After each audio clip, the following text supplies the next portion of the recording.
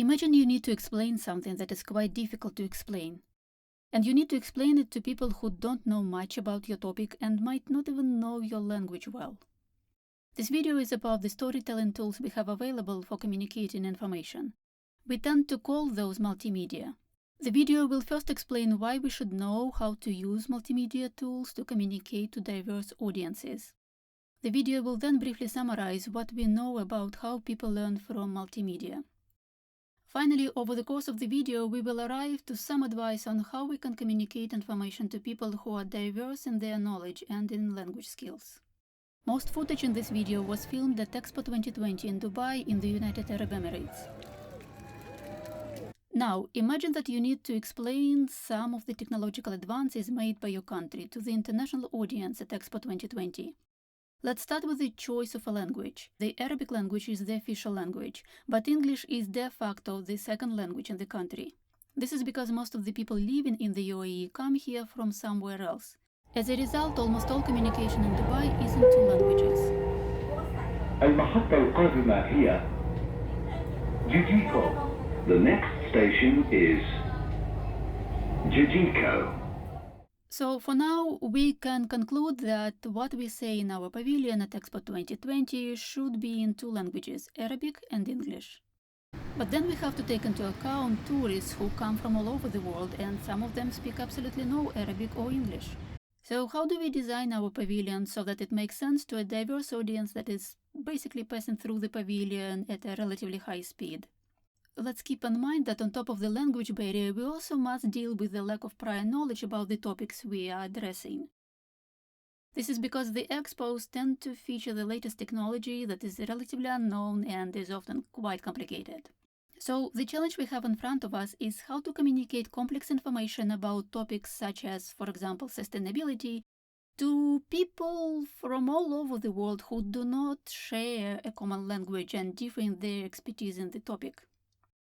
To meet this challenge, we should know how people learn from media. First of all, we should know that we have two major ways to communicate information: words and pictures. Words and pictures have a major difference in how they look. Words do not resemble what they are naming. For instance, the word cat does not look like the animal it stands for, but a picture of a cat does look like a cat. The Yemen Pavilion at Expo 2020 illustrated this point really well. They let the visitors study how certain words in Arabic look, and they asked the visitors to choose the proper Arabic translation for a word in English. Although I went through this exercise, I was nowhere near to learning how to read a single word in Arabic. I need to study the language quite a bit to be able to understand it. Because you must study the language to understand it, but you can recognize what's in the picture, it is easier to communicate with a multinational audience in pictures rather than in words. However, it should be noted that while pictures are easier to understand, the meaning of pictures is not always concrete enough to precisely communicate the idea. It is the words that name things and concepts for exactly what they are. That is why words are our main way to communicate, but we do support words with pictures to make the meaning easier to understand. Pictures directly show what you're talking about to those who don't know much about the topic and those who don't quite always know the meaning of terms used to address the topic. People in the United Arab Emirates seem to intuitively know that pictures help. That is why you often see that to aid understanding, pictures are added to the text, especially if the message is in only one language. To wrap up what we've learned so far, people will understand us better if our message has a combination of words and pictures. To add a bit more to our knowledge on how people learn, let's keep in mind that words and pictures are processed by the brain in the same two stages, but in a different order. Words are best processed as words and then as pictures. Come on, kitty, give me a meow. Pictures are first processed as pictures and then as words.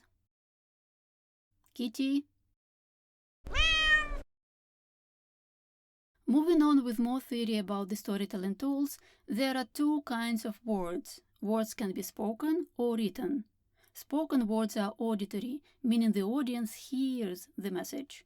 Written words are visual, meaning that the audience sees the message. One rule to remember though: when we are using visual words and pictures, we might be overwhelming our audience. This may happen when we have a picture and the words are written over or near the picture.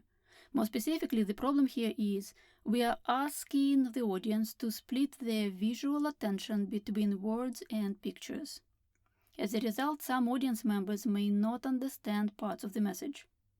To avoid overwhelming our audience with visual information, instead of pictures and written words, we can use pictures and spoken words. Spoken words are attended to by listening, and pictures are attended to by looking. We are not overwhelming our audience. By the way, we are assuming here that words and pictures that are placed together at the same time share the same meaning. If the meaning of pictures is out of sync with the meaning of words, we are asking the audience to focus on two different stories: one story that is told in words and another story that is told in pictures. When the brain is overwhelmed in that way, it tends to focus on pictures because the meaning of pictures is easier to access than the meaning of words. In other words, it takes our brain to make more mental effort to figure out what the words mean, so it focuses on pictures instead. This way, the concrete meaning communicated by words might be missed.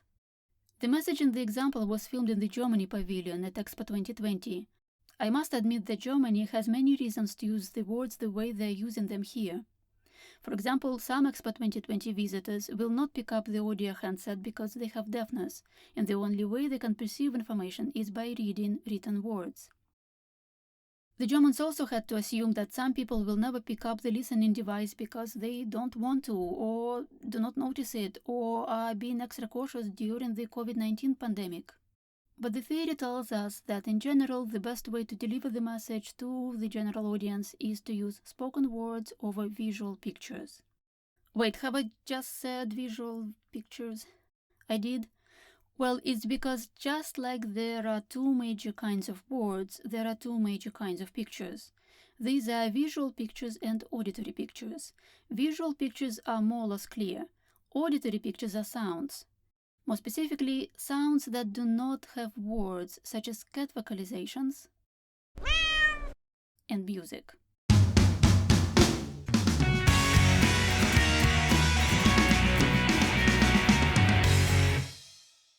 Why are sounds considered to be pictures?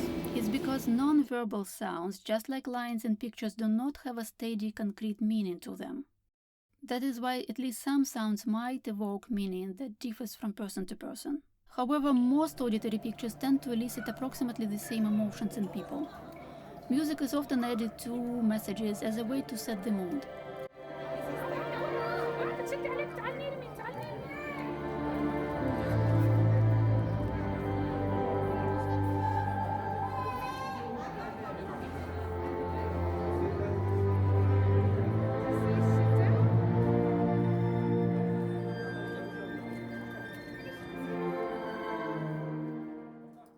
At Expo 2020, the water feature named Surreal had music like this during one of the day shows.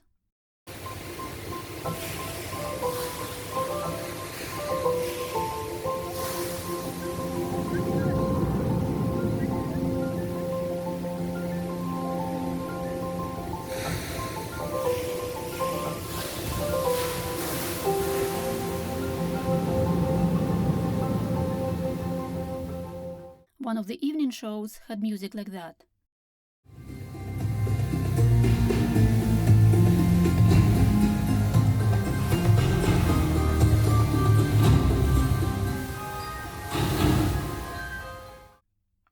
In a way, auditory pictures are a tool of persuasion to make people feel approximately the same way. So far, we learned that overall, ways of communicating information may be classified depending on the senses used to perceive information. I cannot help but use a scholarly term here. We tend to call those sensory modes. We have visual and auditory sensory modes. Another classification is based on presentation modes. Presentation modes are words and pictures. At the intersections of sensory modes and presentation modes, we have our multimedia tools for communicating information: written words, spoken words, visual pictures, and sound pictures. To complete this classification, let's add that there are two kinds of visual pictures: still pictures and moving pictures. Still pictures are, well, stills, also known as photos. Illustrations are also still pictures. One can argue that statues are also stills. Still pictures are good at communicating the culmination or the result of an event. Moving pictures are videos and animations. Moving pictures are good at showing processes, that is, how something works. Before we wrap up this video, I need to mention other senses that can be used to communicate information. These senses didn't make it to the classification in this video because they are not widely used to communicate with the audience that is physically far away from us. Going back to the surreal water feature, a part of the experience is standing on the surface of surreal with your bare feet and watching the water falling over the edge but never reaching you.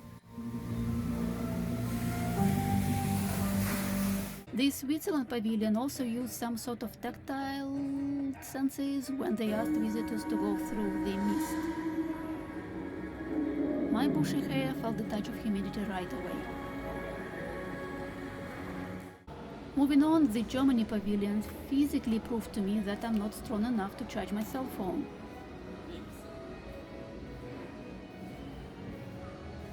The Thailand pavilion created a sea breeze inside one of the exhibition halls. In addition, two Expo 2020 pavilions were especially good at engaging the sense of smell. In the Netherlands pavilion, the visitors could smell the mushrooms grown inside a biodome. You can even smell the aroma. And I honestly wish I could convey the smell of those rose petals in the Pakistan pavilion. Finally, the Austria pavilion allowed to engage all 5 senses. To keep this video short, I must refer you to the link in the description. Please explore the Austria pavilion on your own because communicating through all 5 senses is quite a feat even in the present multimedia world. And this brings us to the end of this video. In this video, we learned that information in the modern day is communicated primarily with 2 storytelling tools: words and pictures. Words have concrete meaning but are harder to understand because words do not look like things and concepts they are communicating. In contrast, pictures pretty much look like the object they are portraying. At least to some degree. That's why pictures are easier to understand for those who somehow lack in language skills. But pictures are not specific enough to communicate precise meaning. So it makes sense to combine words and pictures in a message. To make sure we are not overloading the message, we use spoken words over pictures and make sure that the meaning of words is related to the meaning of pictures as closely as possible.